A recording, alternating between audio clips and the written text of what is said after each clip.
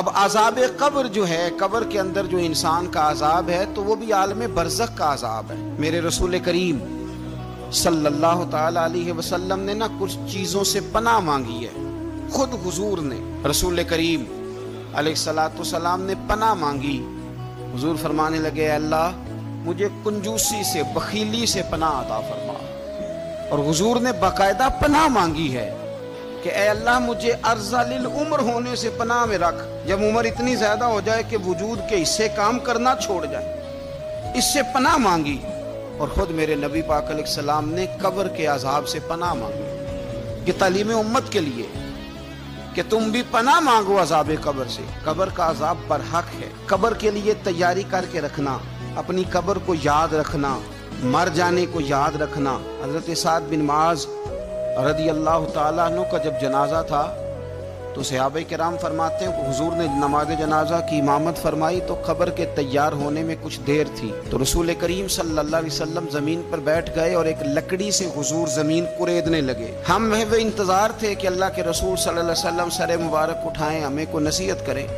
فرماتے حضور نے سر اقدس اٹھایا تو حضور کی آنکھوں میں آنسو تھے، اور رو کے حضور فرمانے لگے، رو کے کہ اس قبر کے عذاب سے رب کی پناہ مانگو اور اس کے لیے تیاری کر لو، یہ بڑا سخت دن ہے۔ رو کے حضور نے فرمایا، رو کے۔ آج تو لوگ مذاق بناتے ہیں، کچھ فقیر صوفی درویش کہلانے والے بھی، وہ کہتے ہیں جو مولوی بتا رہا ہے نا قبر میں بچھو ہوں گے، سانپ ہوں گے، یہ تو مولوی اپنی قبر بتا رہا ہے، تمہارا اس سے کیا لینا دینا۔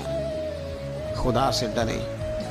وہ چیزیں جو احادیث مبارکہ میں آ گئیں، جس سے نبی پاک نے ہمیں ڈرایا، ہمیں سمجھایا، آپ اس تنبیہ کو، اس نصیحت کو آپ اس رنگ میں لیں گے کہ مذاق بنایا جائے گا دین کا، بجائے اس کے کہ اس سے ڈرا جائے۔ حضرت سیدنا براء بن عازب رضی اللہ تعالیٰ عنہ ارشاد فرماتے ہیں کہ میں نے نبی پاک صلی اللہ تعالیٰ علیہ وآلہ وسلم سے خود اس بات کو سنا ہے۔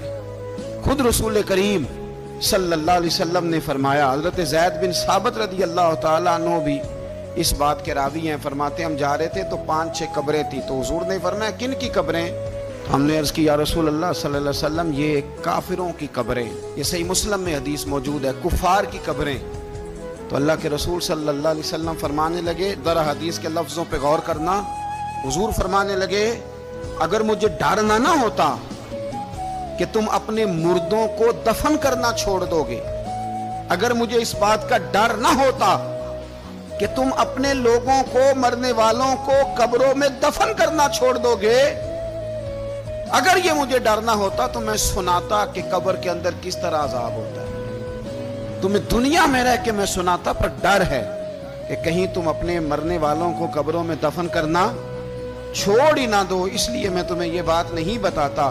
اور میرے رسول کریم صلی اللہ تعالی علیہ وآلہ وسلم نے پھر ارشاد فرمایا، اپنے غلاموں کی طرف نظر فرمائی، یہ بات کہہ کے کہ اگر مجھے ڈر نہ ہوتا کہ تم دفن کرنا چھوڑ دو گے تو تمہیں میں سنا دیتا کہ قبر میں کیا عذاب ہوتا ہے۔ پھر حضور نے صحابہ سے فرمایا چلو بھائی دوزخ کے عذاب سے اللہ کی پناہ مانگو۔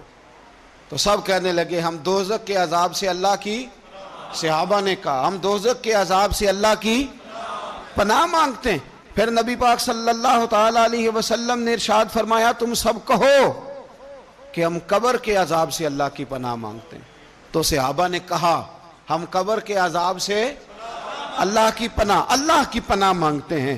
پھر میرے رسول پاک علیہ الصلوۃ والسلام نے فرمایا تم کہو، سارے یہ کہو کہ ہم ظاہری اور باطنی فتنوں سے اللہ کی پناہ مانگتے ہیں۔ تو صحابہ نے کہا کہ ہم ظاہری اور باطنی فتنوں سے اللہ کی پناہ مانگتے ہیں۔ پھر میرے محبوب علیہ السلام نے فرمایا تم کہو کہ ہم دجال کے فتنے سے اللہ کی پناہ مانگتے ہیں۔